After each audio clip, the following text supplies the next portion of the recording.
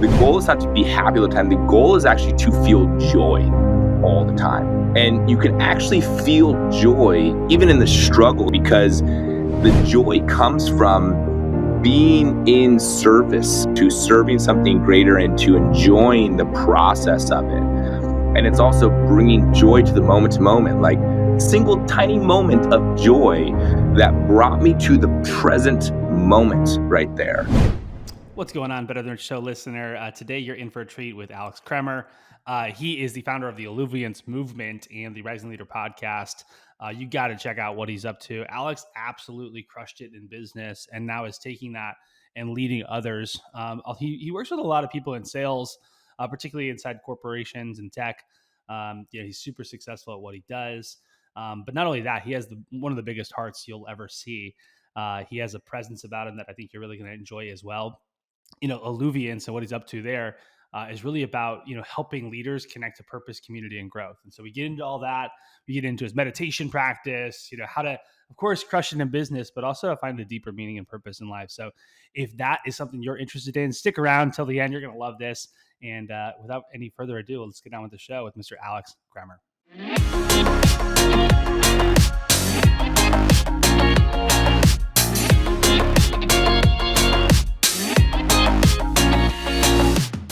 Welcome back to the Better Than Rich Show. We have a special guest today, Alex Kremer.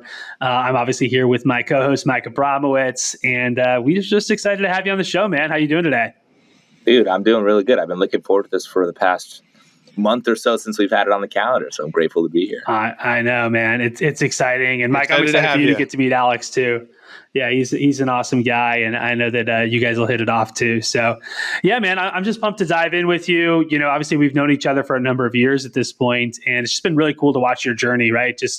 From like this tech sales killer to now what you're doing inside Alluviance and kind of the mission that you're up to with the Rising Leader podcast and all of that stuff, and just kind of this shift that I've been able to witness myself personally, but then also, I've always seen you as somebody who had this deeper mission and purpose, and it's been really cool to watch that journey. So I'm curious, fill me in, fill the guests in, and the listeners in. Like, what's the deal, man? What's the journey that you have been on, and what's the message that you're kind of bringing to the world these days?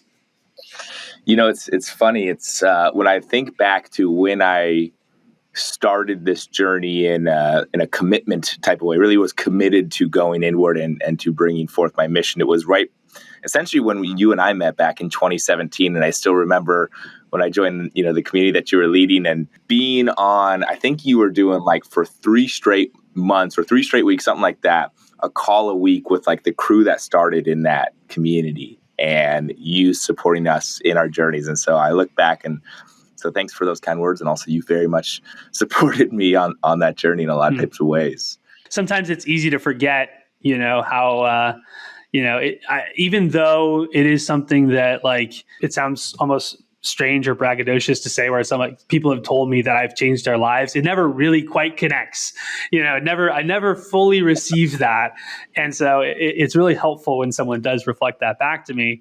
And also it's very difficult to receive that. I don't know if you've ever experienced that, Mike, if you've ever experienced that too, but I think it's something that we all have a challenge with, is like fully receiving when somebody appreciates us. Right. I mean, so it's an interesting way to begin and just think about, man, how do we receive appreciation? So I appreciate that. So thanks for giving me that opportunity. Yeah. I always feel like I have the opportunity to really give like praise. I can give compliments. I can make people feel good. But when someone turns around and does it back to me, I'm kind of like, yeah, cool. Thanks. You're welcome. It's whatever. We had JV Crum III on the podcast. He's one of my mentors, and he called me out on this once. He said that you have what's your relationship with receiving? I said, well, I don't have a good time. He's like, then what's your relationship with giving? I was like, oh, I can give all day. That's no problem. He said, well, then you want to explore how you're approaching giving, because if you're giving to someone, then what you're sending, but you don't know how to receive what you're sending to the universe, this message that you're almost like I'm better than other people because I'm giving to them and they need me. But when it comes to me receiving from other people, I have to kind of strengthen my relationship with that. So what is my attachment to giving? And what is my purpose for giving, that it comes so easy, but what is my relationship with receiving, and that it comes so difficult because those people are receiving what I'm giving. And it was a really interesting conversation that I had with him that awareness was super helpful. I do have a curiosity under that, like this umbrella of like giving and receiving for you, Alex, of just under the umbrella of meditation. I know that's one of the things you specialize in. It's like, if someone were to meditate on this, a curiosity, like maybe it's not this exact one, but if someone was to meditate on something and poke around and be curious on something, like where might one begin their curiosity of asking themselves these types of questions and exploring these types of questions? Maybe it's not that one specifically, but just in general. I'd love for you to riff on that a little bit. I'll kind of take me back to when I started to get into meditation. So I've been in tech sales and tech sales leadership for about 15 years now. I started out at Microsoft, big tech. I was at DocuSign. I joined Outreach at a very early stage of the company and helped to build that out to more than 2,000 people, and opened up our New York office. Now I'm at a company called Catalyst. So I've lived and breathed within the tech world, and there's a certain, I'll call it a certain breed of person that is in tech sales. It's a unique one at times, and it's very achievement oriented, just as many sales jobs are achievement oriented. But it was back, I think you were actually in Guatemala when this happened, Andrew, where I was there. It was at this retreat, and I was struggling through a breakup at the time. And it had actually been, probably 2 years since I had gone through the breakup, and I was still holding on to it. And that was preventing me from not just opening up to people, but more of letting people in. I was afraid because I was like, I don't want to get hurt again. Like that, I've been through that. I'm in it. And that's a big, scary thing. And I remember I went up to a guy named Michael Brabant, the guy who was kind of this guru meditation kind of guy. And I was like, hey, Michael, like, I got this thing that like, I can't shed it. Like, I don't know what the heck it is, but it's on me. It's negative. It's depressive. Like, what's going on? And like what he told me at this point started like my whole journey to where I'm at today. And he asked me a simple question. He's like, well, when you think of this, you think of her, when you think of the thing that's holding back, where in your body do you feel it? And I was like, that's a very good question. Where in my body do I feel it? I was like, I think I feel it right in my lower chest, like right above my solar plexus almost. He said, okay, well, we have, 4 days left here at this retreat. For the rest of the time, I would like for you to really focus on breathing in and breathing out through that part. Just really bring intention and presence to going in and out through that part. And I did. And I committed to it. And for some reason, I was just able to really drop in and really focus on breathing out when I was talking with one other person, when I was listening to somebody, when I was eating food. I really focused on that. And there was something about that brought me so much out of my head, so out of like what I'm trying to do, receiving validation from things outside of me, to just being like here with myself. And it was just such a, oh my God, this is what's possible when you get out of your head and start to feel my body. And I remember at the very end of that retreat, I remember raised my hand. I was like, yes, I just tried this whole new thing. I've been breathing through my heart and chest, and I feel phenomenal. So excited. And so it was like, well, do you feel called to commit to anything in front of everybody here? I was like, you know what? Screw it. I commit to, meditating for 365 days in a row. And I did it. And sure, it wasn't always the 30 minutes sitting down in the morning, nice, peaceful. Sometimes it was right before I went to bed, a minute or two just to really presence myself. But I committed to 365 days in a row. And that year ended up being one of the, I would say, the inflection points or crossing the threshold parts of my year of not only did I make more money than I'd ever made from a sales professional perspective, I ended up getting the opportunity to move into a sales leadership role, which I had been aspiring for many years. But I ended up just like developing better community. I ended up finding a partner. I ended up, really just like nourishing myself just through the first simple fact of breathe through my body where it hurts or where I feel it. And then just a commitment to that, whether it be 2 minutes a day or 30 minutes if you have the space and you have the time. And that's led to how I've shown up now as a leader. Like beginning of each one of my team meetings, my team and I does breath work or maybe a meditation prior to it, as I'm, building out my community, Alluviance, meditation and breath work and the art of sales and leadership are combined into those two things together. And so that's really, part of the change that is really resonant to me, that I'm like, man, I got to share this message, this thing with the rest of the world. Yeah, I appreciate that. My follow up, and I'll kick it to you, Biggs, is when you said present yourself, and coming back to my initial question of like poking around, curiously asking questions, and aligning that with presence in yourself. Someone who maybe they are involved with meditation, or maybe they're a rookie, maybe they're an amateur, maybe they heard this word before and they think of it's like a Buddha sitting, on a mountain on a hilltop in Tibet. Or there's other people, it's like, yeah, I know how to presence myself for 1 to 2 minutes before bed. Like, what does that mean? Like, what does it mean to you when you say presence yourself? Yeah, it's a great question. I had it explained to me from someone who I really look up to quite a bit, and they have a lot of history and practice within meditation. They talked about essentially kind of 3 steps, and I'll kind of elaborate on each one. The step number 1 is just, first off, have a sacred place that you go to, whether it be a sacred spot in your apartment, a sacred chair, somewhere in nature, just like a consistent place that's clean. I will usually light a candle just to signify the light that I am always, going towards. I've been getting really into crystals every once in a while. I'll put those out there just to vibe with that. But just like, what's a place that the container that I'm at, I can feel there's a different feel, there's a different vibration here. Number 2, it's really about having a rhythm of refill is how it was described to me. A rhythm of refill being a commitment to, hey, this isn't just like once in a while whenever I'm feeling, crappy, whatever it might be, but like a commitment to, hey, I need to make sure that I'm nourishing myself. I only have so much capacity to be with others, whether it be our families, whether it be our customers, whether it be the people we lead. I need to nourish and fill my own cups with that rhythm of refill. And number 3, when you have that, then, it can be called many things, but I would say to grieve. Like, we got this gunk bottled up, this stress, this, excitement, this, problems, or whatever we are facing. And we just have to create space to say, okay, this is a sacred space. I'm doing this often. Let me just feel it and let it come up, and let me either bawl my eyes out, let me bang on the ground, let me laugh, let me mourn, whatever needs to come out. And I found that just being a commitment to that is, the rest will kind of fall in line from there.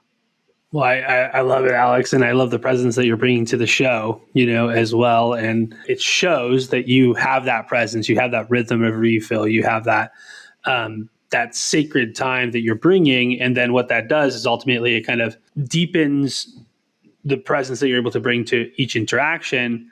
And then the shared experience that someone has when they meet you, or even when they interact with you on a show like this, on a podcast, it's different, right? It has a certain different quality to it, has a certain different energetic, and ultimately that's what's felt. I'm curious, what does that have to do with sales and business and leadership? Doesn't that have to do with spirituality? Just to play devil's advocate here, like why is this even important to somebody who just wants to grow their business? First off, I'm still very much on the journey myself of discovering why is this important. But I'll tell you that, for many years, I've been great at sales, right? And there's always stuff for me to learn there. But, I've always been, one of the top producers on the team, President's Club, crush quota. Then you got a new quota, crush that quota.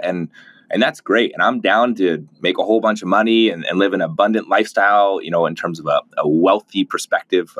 And I also know it's fleeting, right? It's like it's seeking a certain sense of validation from something that's outside of us. If I hit quota, then I'm good enough, right? If I drive this great car, then people will think that I'm successful, right? If I have the amazing, beautiful partner, then people will think that I'm good enough. And that stuff is outside of us right there. It is, sure, we can put in intention and hard work to really try to make those things come to be. And that serves us. Like, if I work harder, I most likely will be able to do better. And I don't always want to have to work harder. I actually, like, my reframe lately has been, what if life didn't need to be so hard, but what if life was actually easy? What if life was actually easy because we were serving something that was bigger than us and we were coming from love with that? And I found that when I am focused on my inward journey first and, getting over the ego things that said, well, you need to do this in order to be better, when I'm just like able to show up and be in a certain presence with someone and you can feel it. I mean, I think this is the biggest gift that you can give to somebody is your presence. Like truly. Like everybody's here been on calls where you're talking to someone and you might be pouring your heart out, whatever it might be, and they're typing, they're responding to Slacks, they're looking at their phone. They just got done saying something, and right when they got done saying something, they pulled out their phone and they wanted to check something because it was just like so many other things going on. And when we can truly be in presence and like listen, not just like receiving like from our bodies, like even as I do that, like I kind of like my shoulders go back and my heart opens up, but like bringing like that true curiosity. If someone shares something, to just ask that natural, like, I want to dive deeper because I'm not just like trying to lead you to closing you, so to speak. I want to know what makes you tick. And that's a differentiator right there. You want to talk about who I would prefer to buy from is the person who actually gives me the space and the time, and they're not using me to try to get to something that's serving for themselves. They're leveraging me to try to serve something that is greater than themselves, and that something is greater is going to serve both them and it's going to serve me. That's really where part of my mission has really started to evolve, especially, you know, over the past 3 or so years. It's I'm down to achieve. Like I said, like let's close deals, like let's sling some SaaS, you know, me being in sales. Let's do that. And how do we bring a certain sense of purpose to that? How do we bring a certain sense of fulfillment to that? How do we even bring spirituality once they do that? And how do we combine those two things together that say, man, wouldn't it feel good to be in purpose and also to be making a ton of money? And therefore, the money is merely a measurement of the impact that we are having on the world. That's a difference in mindset. And that caused me to say, hey, I'm going to wake up early and I'm going to start prepping for these calls, making some cold calls, really digging into this because I have something that I'm serving. And if I'm able to bring my unique self to that and like to own that, own my weirdness, own my uniqueness, it shit just becomes kind of fun that way. I'm loving this topic because being in sales for over 2 decades and coaching and teaching people in sales, it's like how to shed that ego, how to shed the false self, as Dr. Kelly Flanagan called it in his episode on the podcast. How do you shed this false self? And what's challenging for salespeople is in sales, it is very much in the outside world, right? It's very much a results-oriented type of industry. What are the results? What are the outcomes? What are the benchmarks? How many? How often? Like it's very much quantifiable numbers, data. And behind each one of those data points is a human, right? Like each number is a human, and then we have this weighted pressure to look at the numbers. And then we have this pressure to perform at a high level while we're with that human. And if I'm hearing you right, it's like, well, you can't really truly receive the reward of the result. And you can't truly connect with the human if you don't fully authentically connect with yourself first. That's almost like the prerequisite, because if not, then fear shows up, and projection of insecurities might show up, projection of these false beliefs show up. So I'm digging this because I spent over a decade exploring the same stuff, being in sales. It's like, how do I shed some of those false beliefs? So I really dig this. What else would you say under this thread of like having this unattached mindset or this like rewiring belief system going into a conversation and like being unattached from the outcome, but also unattached from their response? Like, yeah, I really want to know what you have to say, only if it is what I want to hear, right? Like, one of those types of things. It's a really good question. I mean, the first thing I'll say is I don't think what I'm sharing is necessarily new per se. I think many people have said it, and many people have been saying it for many years as well. I think what I'm really feeling, though, is that organizations, I think COVID really did change how organizations needed to be run, where, from, up until 2021, it was very much like grow at all costs, drive results, and that's what we're here to do. And people were down for that. Like, cool, let's grow this thing. Let's make as much money as possible. Let's get our company valued as much money. Let's either go public or let's get it sold and let's make bank. Like, hell yeah. And what I've just been feeling personally, and what I've been seeing, especially as I've led, over 200 sales professionals now at this point, is, and maybe it's even like millennials and below this is really prevalent, is money has actually been deprioritized a little bit in terms of what they care about. Is it so important? Obviously, it's so important. But what people really want is two things. They want meaningful impact, right? They want to feel like what they are doing is doing good on this world. Like they're part of like something bigger. It's a mission. And that gives you a reason to wake up. And the second thing that people want is they want to be in community with other people who are doing that same mission, right? Wouldn't it feel good to put my arms around my teammates or my partner or my family, be like, hey, let's go after this. And it's not about the individual here. It's about, what we are doing together.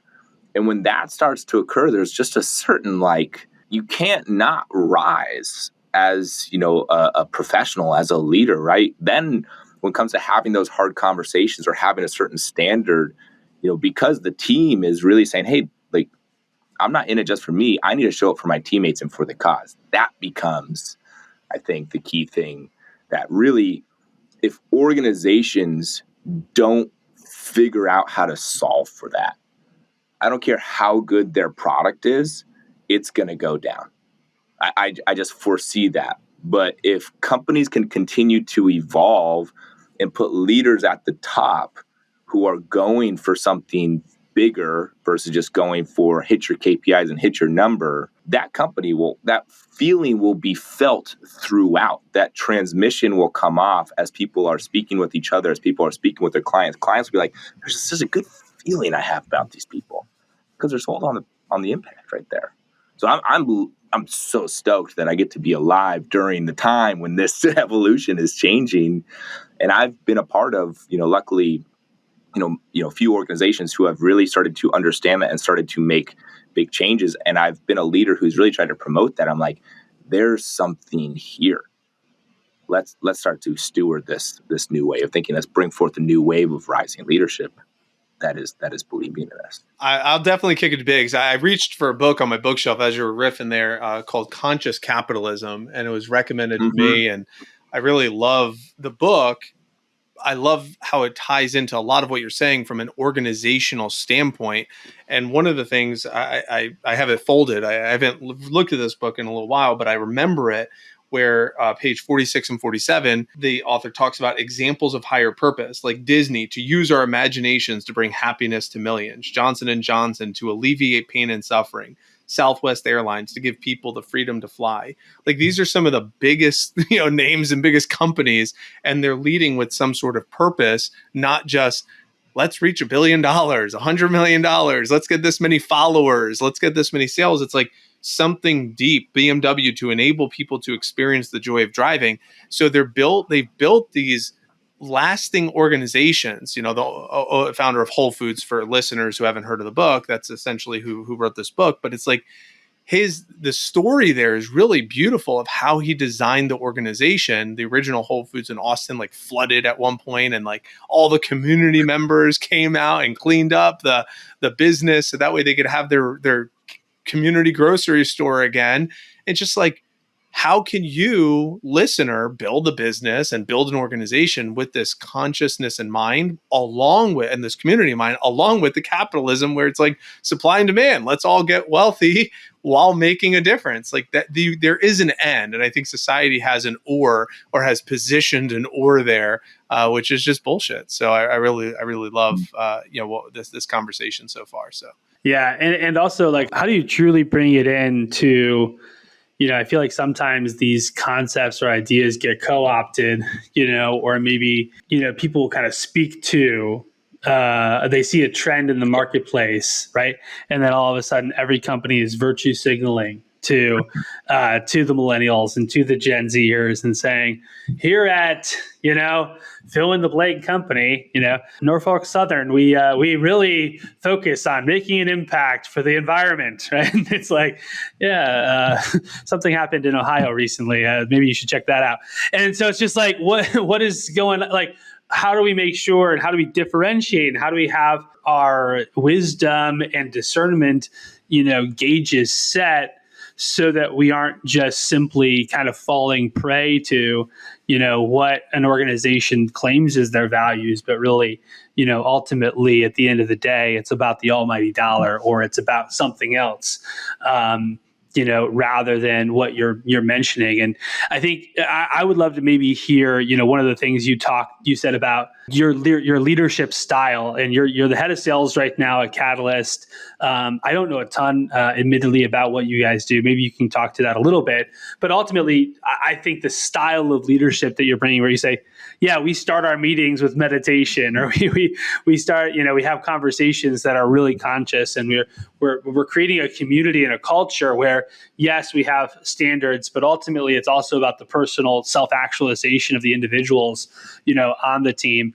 How do you actually make this real, instead of, every other corporate, person who said, read a memo that this is what millennials and Gen Zs care about, and then all of a sudden just put some marketing on it and said, that's a powerful question right there. And it also is going to make me dig a little bit deeper in terms of how do I do that? Because we've definitely all heard it. Oh yeah, we believe in diversity. Oh man, everybody is really feeling called to such a great purpose. And then you get into the company, you get in the team, you're like, what? Like this, your words aren't aligning with what's actually reality there. I would say, I call this, there's a framework that I believe in. I call it the Alluviance method, actually. And it's really, there's 5 main steps or levels of who and where you can lead.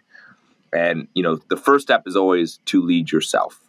And it really comes with are you doing what you need to nourish yourself, to have a vision for yourself, to get the mentorship that you need, leading yourself. Once you can do that, then you can lead others. You can lead another person. You can support, you can coach them. You can help them step into a greater level of empowerment.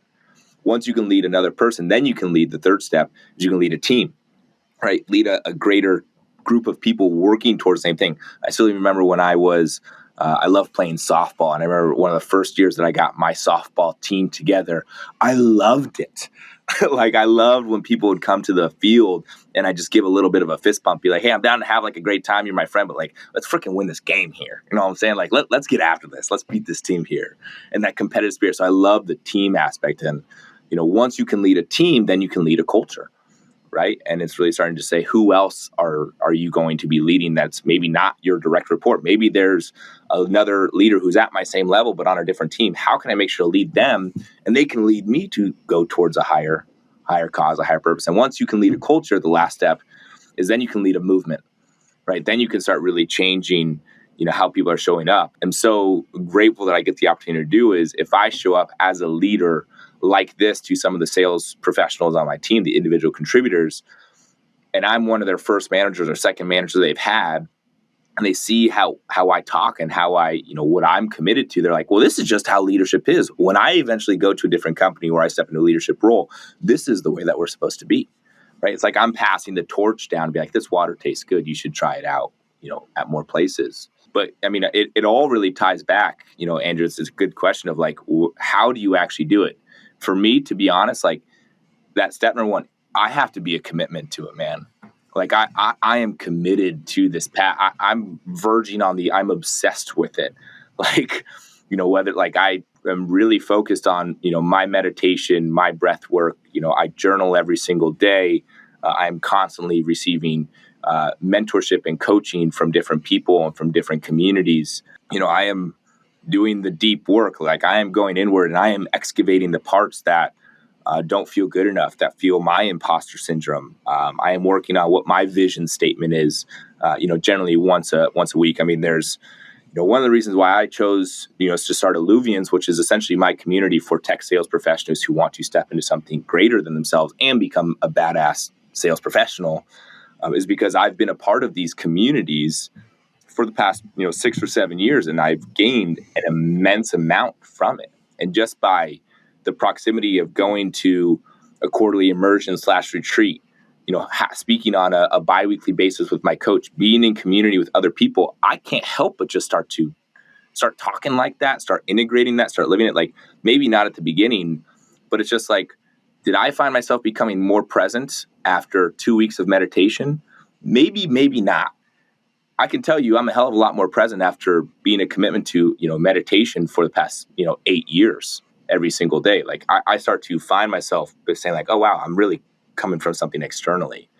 And so as long as I really am, and I'm saying this, the word differently here, I'm not committed to, the work. I'm a commitment to the work. I don't feel abundant. I am abundance, sort of thing. And when I kind of change that, it changes how I'm identifying with it. That's part of my identity. And when my natural words or how I'm leading the team meetings come out, like, this is just how I think now at this point. This isn't scripted. This isn't, it's obviously received from a lot of different teachers and coaches, Biggs, you being very much one of them. And I've put it through my lens, and this is just how I view and want to engage the world.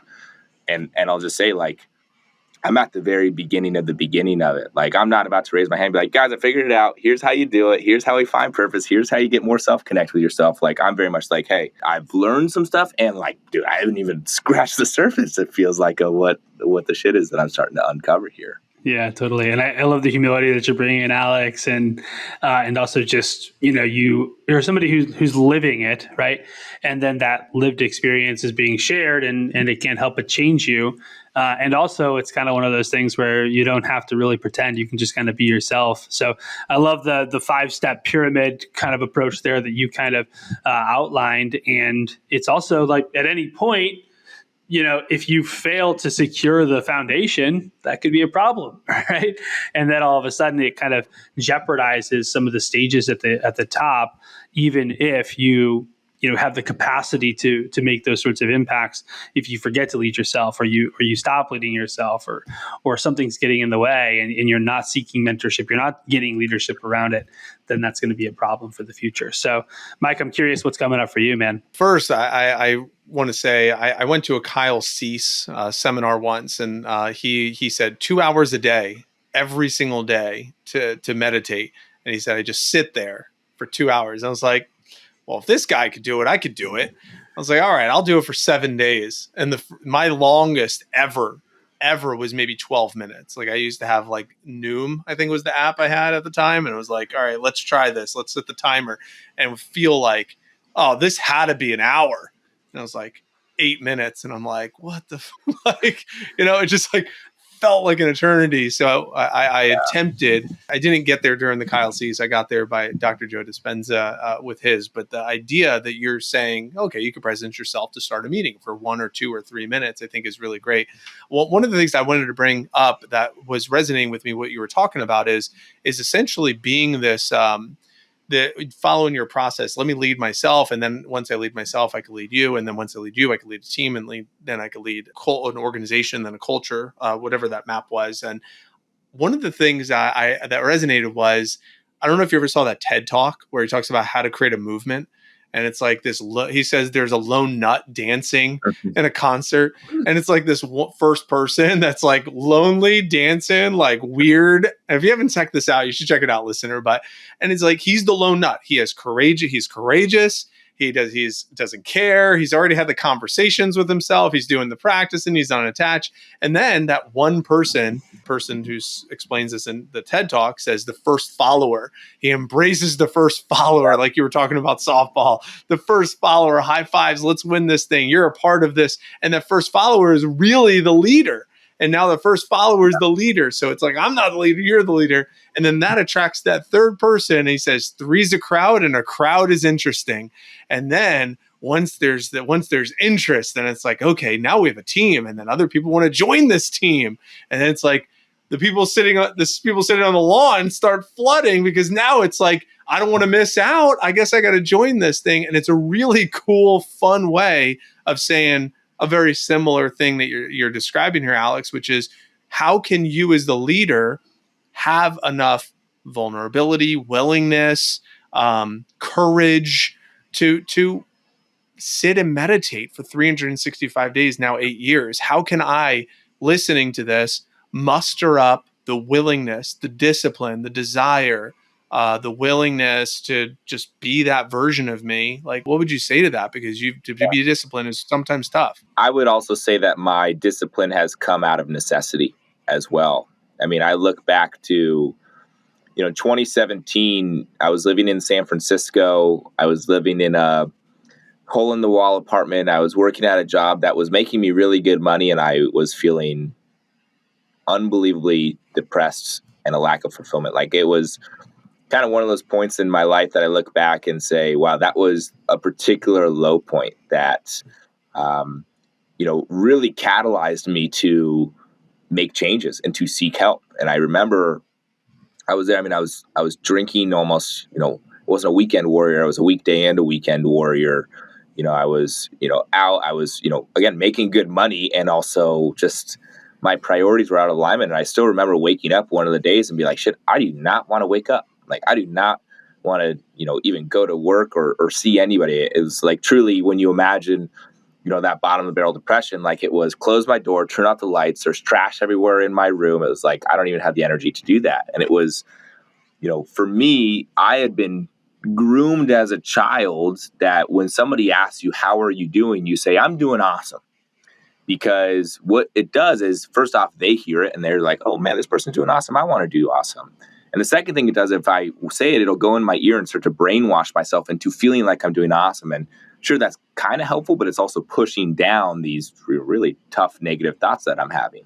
And that can, come out in different types of ways. And, when I woke up and really was like, man, I am depressed, like, I like coming to grips with it. And oh, by the way, depression has run in my family, both my mom's and my dad's side, my sisters, like all of it. And so it's something that's there. And it's also a beautiful part, because as I've started to learn how to be with my depression and also take ownership that, yeah, there's a part of me that's depressed and will always be depressed. But when I start to wake up and I feel that natural inclination going downwards, that's actually just a really healthy signal for me that, maybe I should prioritize sleep. Maybe I should stop drinking alcohol. Maybe it's Friday night and I shouldn't go out. Maybe I should, really start going on more runs, whatever it might be. And I found that as I started to more identify with, actually, I do struggle with depression. It's actually not been a voodoo word of like, stay away from that word because that word is going to F me up, but more of like, oh, that's when I own that and I start to nourish that part of me and start to really like be there for it. I've actually found that it really supports me on my journey of becoming more me. And so just, I would say I've even just started really realizing the value of my depression because it's really started to slow me down quite a bit more. And it's also brought me down the path of, for so long, I used to think my goal of my life was happiness. Try to be happy all the time. And being happy all the time is freaking impossible. You can't be happy all the time. And what I've been taught recently is that the goal is not to be happy all the time. The goal is actually to feel joy all the time. And you can actually feel joy even when you're in the shit. Like, you could, even in the struggle, even when you get the no's, even when you're having to do it, because the joy comes from being in service to something, to serving something greater and to enjoying the process of it. And it's also bringing joy to the moment to moment. Like, I'm in New York City, right? I was walking down the street the other day and I had this like beam of light from the sun hit my face. And it was like the first time I felt like warm sun on my face in like 3 months. And I just stopped and I was like, oh, this is nice right here. And that was just like a single tiny moment of joy that brought me to the present moment right there.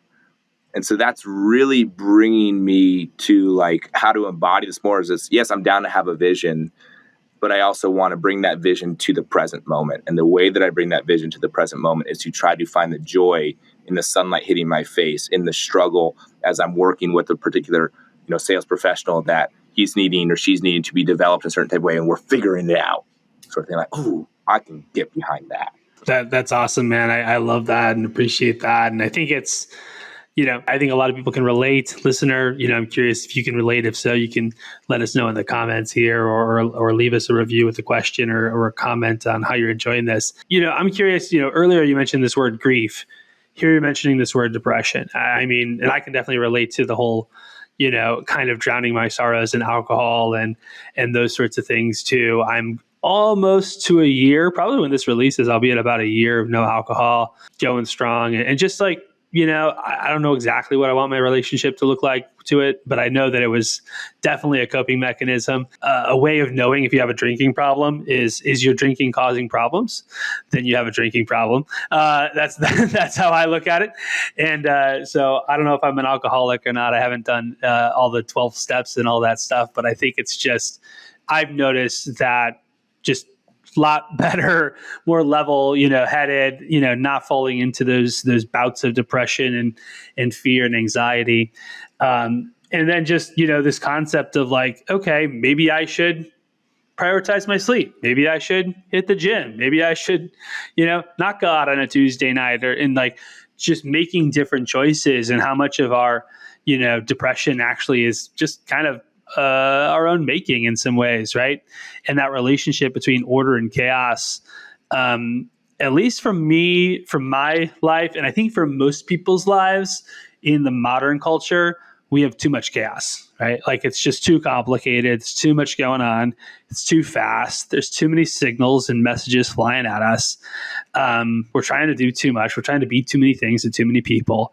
We're in disarray. And so it's like simplifying and structuring, which always, it doesn't come naturally to me, but it's something that I've really had to do. It seems like you've done that too. So I don't know. I'm mostly just ranting at this point, but any thoughts on that before we ask you our three famous questions that we like to wrap up our shows with? Listen, man, I'll say, like, there's this one group I'm part of, and they've taught me a wonderful saying when somebody shares something similar to what you said is like, hey, your work is my work, man. Your work is my work. Like, I definitely have and continue to be dependent on vices, whether it be alcohol, whether it be marijuana, maybe it's overeating, maybe it's even I'm addicted to exercising because I need to work out or else I'm going to start to freak out here. It's just it's a healthy, like, first acknowledge yourself that, like, hey, like, yeah, this is something here. Like, there's something below the surface within me that's causing me to compensate for some sort of reason. And again, your work is my work, and that will never be done there. And it's just part of the journey of becoming aware of it and then figuring out how to go deeper. And again, it even goes back to what you're talking about of creating that sacred place for yourself where you can see, like, what's underneath that? What's the need that I'm not getting met that's causing me to do that? Is it, am I insecure? Am I just exhausted? Am I, whatever it is, and going down there and start to play with the root of it as opposed to just look at the leaves or the fruit that's coming from it. I love that, man. This has been so fun. I know we only have 5 minutes because we got some hard stops today. So Alex. And I want to make sure we leave a little bit of time for you just to riff on what Alluviance is and where people could learn more and whatnot. But let's go into the 3 questions. These are real short hitting questions. You don't have to expand too much. First thing that comes to your mind. The first question is, what do you think the world needs most today? Needs self-connection. People need to become more connected with themselves. I need to become more connected with myself.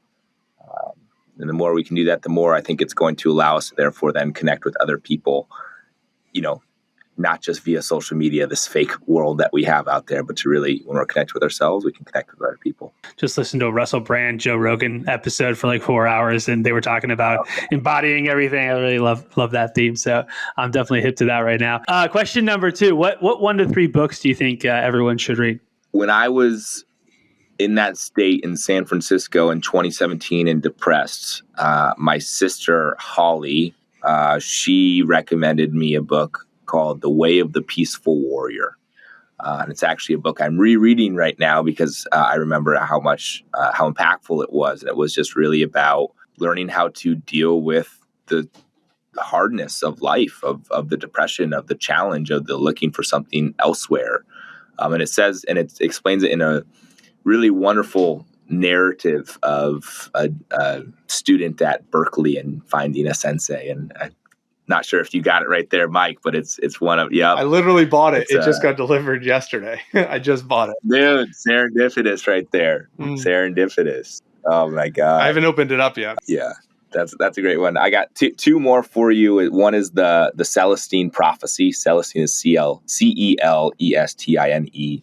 And that book's just about reading the energy of the world and where is the world going. And again, it's all about a narrative around finding these ancient manuscripts in Peru that I'm just like, oh, like this is going into the consciousness. And the other book that the series I just read is called The Stormlight Archives, which is actually a fantasy, fictional series of books. But that book and that series has taught me more about leadership and more about believing in oneself and finding others to support on the journey than really any nonfiction or any type of book that I could have imagined. And just it sucks you in. It's kind of one of those page turners where you're like, oh, it's 1 a.m, but I'm still going to read this book right here. So we'll definitely recommend that. That's cool. That reminds me of The Alchemist. That's what The Alchemist did for me. So I appreciate that. I'll have to check that one out.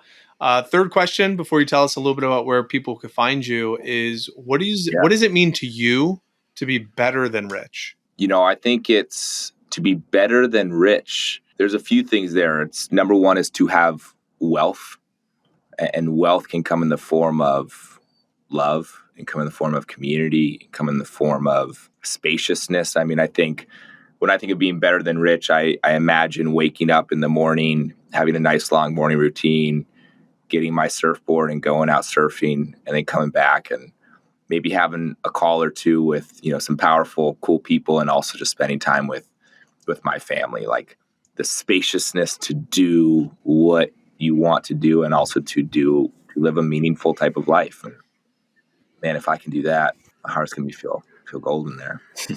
Awesome, man. So I'm going to give you a chance to tell people how to stay in touch with you. But I got to ask one more question.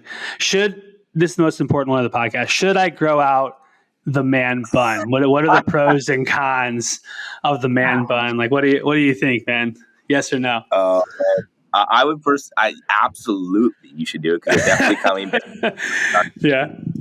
I appreciate that. Have you ever, there's the old fable of, or the parable of Samson and Delilah, where Samson receives all of his power and his strength from his hair, and then Delilah ends up cutting it off and betrays him. But like, there's times when I got my hair really out and I got a man room. Like, I find my power, my strength, and also my uniqueness, because very few people have these man buns here, and like that's kind of just what adds to my vibe. So I'd recommend it, brother. I'd recommend it. That's awesome. I love it.